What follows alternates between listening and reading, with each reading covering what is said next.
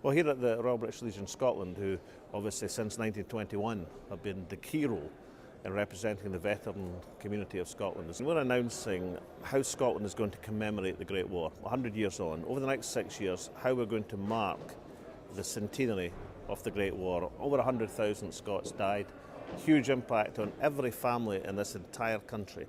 And it's really, really important that we mark it as a proper, dignified commemoration. Now, this isn't a celebration, this is not like the Jubilee.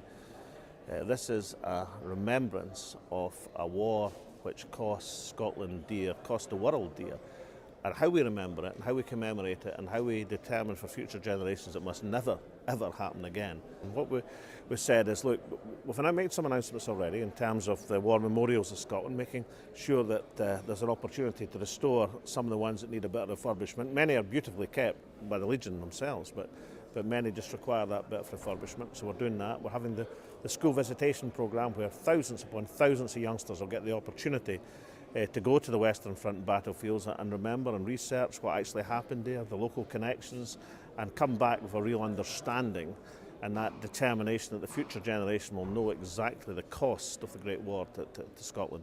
But also to mark some of the key significant dates during the war over the next 6 years, which had a particularly Scottish aspect to them. The Battle of Loos, for example, where half of the casualties were Scottish in that great battle.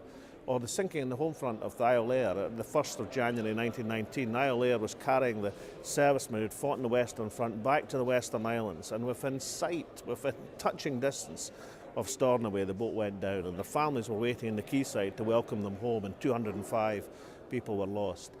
So those huge tragedies in the home front as well as the Western Front, and at sea in the Battle of Jutland. And so the areas of national remembrance will try to mark that range of event which touched every family in the country in every corner of Scotland. So our commemorations will be appropriate and right, because just like every other family in Scotland, I've got a personal family reason for making sure these remembrances are correct and proper.